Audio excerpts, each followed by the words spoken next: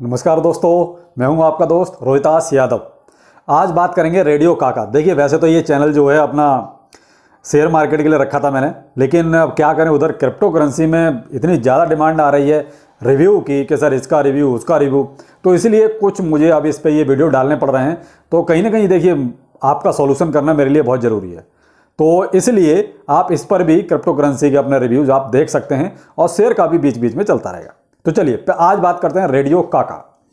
देखिए sir, radio काका, radio अलग है, काका अलग है, लेकिन दोनों को मिला के रेडियो काका कर दिया गया है।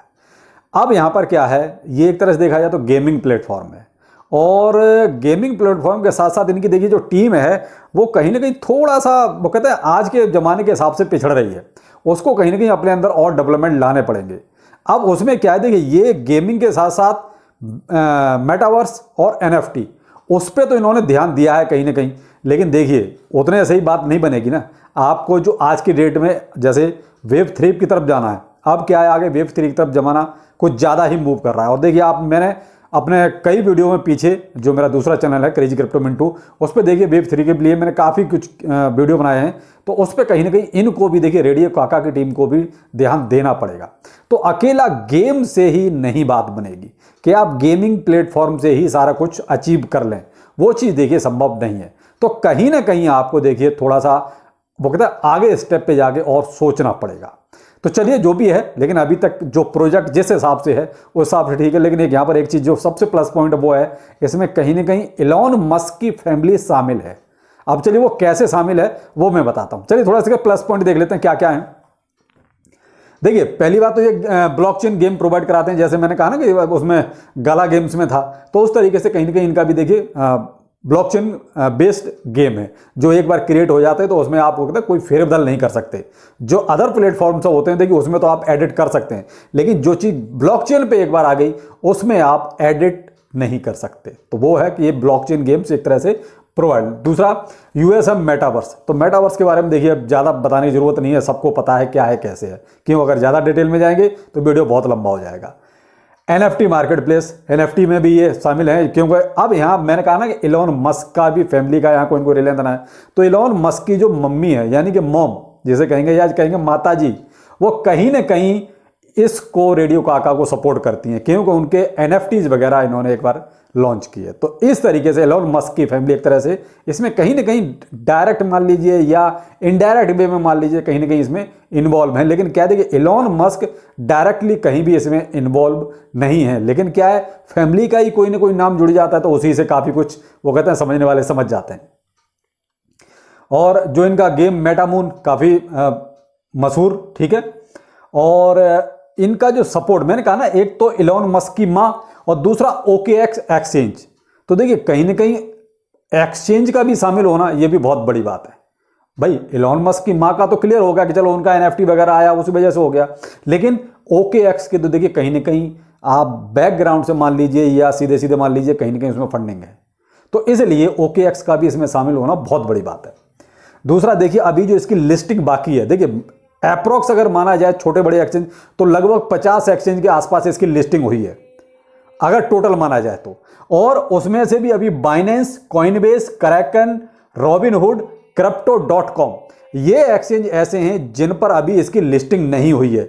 तो कहीं ना कहीं जब इन पर लिस्टिंग होगी तो देखिए प्राइस में एक इंप्रूवमेंट आने के पूरे चांस हैं, और वो भी अगर बाइनेंस ने कहीं हाथ धर दिया तो इसके इंप्रूवमेंट फिर बहुत ही अच्छे हैं। तो कहीं ना कहीं जो मैंने आपको नाम बताए, इनकी लिस्टिंग अभी बाकी है, और लगभग 50 ही एक्सचेंज ऐसे हैं जहां पर ये अभी लिस्ट है। तो अगर वैसे लमसम देखा जाए तो कम से कम 200 एक्सचेंज और बाकी हैं, कम से कम। हम अप्रोक्स जो है 250 एक्सचेंज भी अगर पूरे मान लिए जाए अपने पूरे सिस्टम में, तो अभी भी अगर माना जाए तो 200 एक्सचेंज बाकी हैं। तो लिस्टिंग कितनी हुई है? मात्र 50 एक्सचेंज की, और उसमें से भी ये मेजर एक्सचेंज अभी बाकी हैं। ये प्लस पॉइंट हो गया इसके, ठीक है। अब यहां देखिए मैंने कहा ना, कोई संपूर्ण नहीं होता, कुछ ना कुछ नेगेटिव जरूर होता है। अब इनका जो नेगेटिव पॉइंट है वो है बर्निंग का ना होना। इनका कोई भी ऐसा मैकेनिज्म नहीं है जहां पर ये बर्निंग ऑटोमेटिकली हो, यानी कोई ट्रांजैक्शन के जरिए या कोई कहीं स्वैप या ब्रिज के जरिए किसी भी तरीके से कहीं कोई इनके इस तरीके की बर्निंग मैकेनिज्म नहीं है इनके पास। ये जो भी बर्निंग करते हैं मैनुअली करते हैं। अब मैनुअली देखिए टीम के ऊपर डिपेंड करता है कि वो कब करते हैं, कितनी करते हैं। तो मैनुअली बर्निंग का तो देखिए सारा डेवलपर टीम जो है वही डिसाइड करती है इनको कब करना है, कितना करना है। लेकिन अगर बर्निंग में कोई मैकेनिज्म होता है तो देखिए ट्रांजैक्शन के हिसाब से उसमें कहीं ना कहीं बर्निंग ऑटोमेटिकली हो जाती है, चाहे आप सेल करें चाहे बर्निंग क्या कहते हैं परचेज करें, कुछ भी करें। जैसे बेबी डॉज में है, उसमें क्या मैकेनिज्म उनका क्लियर कट है, सब जो भी ट्रांजैक्शन होगा उसमें से इतना % बर्न हो जाएगा। तो इस तरीके का इसमें कोई बर्निंग मैकेनिज्म नहीं है। जो बर्निंग होगी वो डेवलपर टीम ही करती है, जब करती है जब करेगी। ठीक है। एक जो और इसमें सबसे बड़ा नेगेटिव पॉइंट है वो है वेल्स की होल्डिंग। देखिए सब वेल्स की होल्डिंग कहीं ना कहीं बहुत ज्यादा है। तो आप देखिए वेल्स की होल्डिंग ज्यादा होना कोई ये कहो कि कोई खतरे वाली बात है, ऐसा नहीं है भाई। उनकी कैपेसिटी है तो उन्होंने उतनी होल्ड कर रखी है। लेकिन यहां जो अपने लिए जो एक कहते हैं नेगेटिव पॉइंट है वो ये है कि वो मार्केट को डंप कर सकती है इसको।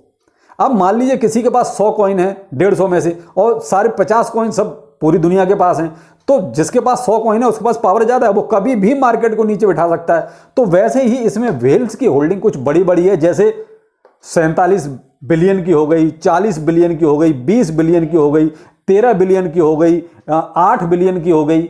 इस तरीके से बड़ी बड़ी होल्डिंग्स हैं बिलियंस में वेल्स की। तो क्या है, ये जो वेल्स की जो होल्डिंग है ये कहीं ना कहीं थोड़ा सा नेगेटिव पॉइंट है कि अगर मान लीजिए इन्होंने एक साथ कहीं मार्केट में माल उतार दिया तो रेडियो काका का प्राइस नीचे आ जाएगा। और देखिए ऐसा कोई लॉकिंग पे इसमें सिस्टम है नहीं कि आप इससे ज़्यादा सेल नहीं कर सकते। तो वेल्स के हाथ में है कि वो कभी भी मार्केट में अपना माल उतार सकते हैं। नंबर 2 टोकोनोमिक्स। इसका जो टोकोनोमिक्स है वो भी कहीं ना कहीं अभी पूरी तरीके से डिफाइंड नहीं है। जैसे मैं आपको बताता हूं, जैसे मैं बताता ना, जैसे ये सप्लाई है तो ये किस किस के पास है, कितना % कहां गया, तो वो चीज अभी इसमें वो पूरी तरीके से क्लियर नहीं है। इसीलिए देख रहे होंगे आप, मैंने 500 बिलियन को कहीं भी यहां पर वो नहीं लिखा, वरना मैं आपको हर एक उसमें बताता हूं कि कितना माल किसके पास है, कितना माल कहां गया है। लेकिन इसमें अभी ये चीज क्लियर नहीं है। तो इसलिए कहीं ना कहीं ये जो इसका टोकोनोमिक्स पार्ट है ये भी इसके लिए कहीं ना कहीं थोड़ी सी प्रॉब्लम क्रिएट करता है कि भाई आप इस चीज को थोड़ा सा क्लियर करो। लेकिन ये 3 पॉइंट मेरे हिसाब से इसमें नेगेटिव हैं, बाकी यहां से ऊपर के ये सारे एक तरह से इसमें प्लस पॉइंट है। अब इसका ये हिसाब देख लेते हैं क्या क्या है। मैक्सिमम सप्लाई 500 बिलियन इसकी हो सकती है, ठीक है। टोटल सप्लाई जो है अभी 431 बिलियन है। सर्कुलेशन में 329 बिलियन की है, यानी हम लोगों के पास सबके पास जो है 329 बिलियन है। रैंक 280 चल रही है अभी। ये रैंक एक्चुअली देखिए कॉइन गीको पर और कॉइन मार्केट कैप पर दोनों पर अलग अलग शो होती है, तो आप देख लीजिएगा, ठीक है। ये कॉइन मार्केट कैप पर है। मार्केट कैप जो अभी है वाकई में बहुत कम है। देखिए इतने से काम नहीं चलेगा। केवल 88 मिलियन का, बिलियन में नहीं, ओनली मिलियन में, तो ये कहीं ना कहीं बहुत कम है, क्योंकि इससे मामला ज़्यादा बिगड़ता है। ऑल टाइम हाई इसका देखिए 0.011 डॉलर में, और अगर मैं रुपए में बताता हूं 0.88 तक गया था। लेकिन यहां भी आपको ये चीज़ देखनी पड़ेगी, ऑल टाइम हाई से 98% प्राइस अभी नीचे आ चुका है, यानी कि यहां से 98% नीचे चला गया है। अब ये ऑल टाइम हाई है, इसका जो करंट में प्राइस चल रहा है वो चल रहा है अभी 0.3 टाइम 02686 यानी कि डॉलर में, और अपने रुपए में चल रहा है 0.022 यानी कि कुछ पैसे में है, अभी रुपए का भी नहीं, जबकि रुपए में तो यहां भी नहीं था, लेकिन यहां तो और एक जीरो ऐड हो गया है। यहां कम से कम 88 तो था, लेकिन यहां क्या है, जीरो ऐड हो गया है। तो मेन चीज है 98% नीचे चले जाना, और मार्केट कैप ओनली 88 मिलियन का। तो वो कहेंगे ना प्लस पॉइंट इसमें अच्छे हैं। हम कहीं ना कहीं ये भी देख सकते हैं कि OKX और इलॉन मस्क कहीं ना कहीं बैकग्राउंड में या कैसे भी इसमें इन्वॉल्व तो हैं, कहीं ना कहीं सपोर्ट बड़ी बड़ी हस्तियों का है। तो देखिए सपोर्ट भी कहीं ना कहीं देखिए बड़े हस्तियों का मायने रखता है। इसका अपना यूज केस ठीक है, NFT, मेटावर्स, गेम्स, वो ठीक है, वो अपनी जगह पे है, वो उसका अपना यूज केस है। लेकिन सपोर्ट OKX और इलॉन मस्क का एक तरह से फैमिली बैकग्राउंड, तो वो कहीं ना कहीं इसमें प्लस एक्सचेंज लिस्टिंग, ये कहीं ना कहीं प्लस पॉइंट भी हैं। समस्या फिर दूसरी तरफ आती है तो ये आती है कि भाई मार्केट कैप नहीं है और 98% नीचे भी है। अब अगर मैं कहता हूं कि बुल रन तो हम इसमें कहां तक उम्मीद करें? देखिए इस हिसाब से हम ज्यादा उम्मीद नहीं कर सकते। अगर ये मार्केट कैप अच्छा होता, मार्केट कैप अगर मैं कहता हूं 1 बिलियन में भी होता तो भी कहीं तक बहुत बड़ी बात होती। मार्केट कैप केवल 88 मिलियन में रह गया है।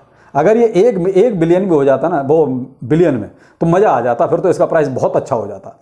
अब मैं अगर बुल रन की बात करता हूं तो देखिए मेरे हिसाब से मैक्सिमम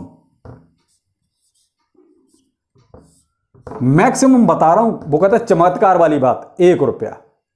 बुल रन की बात कर रहा हूं, अब बुल रन आपका 24 में आ जाए या 25 में आ जाए, तो मैक्सिमम मेरे हिसाब से तो ये 1 रुपए तक जा सकता है। जो ऑल टाइम हाई इसने बनाया था ये 0.88, और अभी तो इसका प्राइस बहुत नीचे है, ये मान लीजिए 0, यानी 1 0 क्लियर करना पड़ेगा, उसके बाद कहीं ऊपर जाएगा।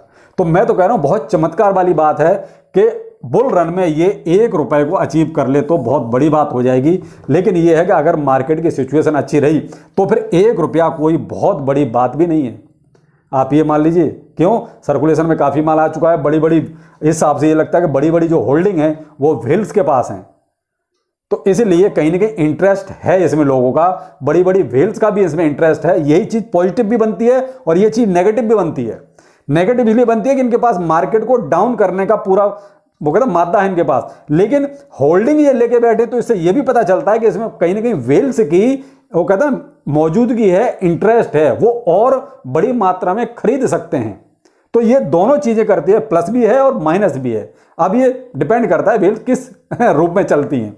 दूसरा, बर्निंग इनकी मैनुअली होती है, तो भाई अगर इसमें से मान लीजिए इन्होंने एक अच्छी खासी बर्निंग कर दी तो भी कहीं अपने लिए एक बहुत अच्छी चीज़ हो सकती है।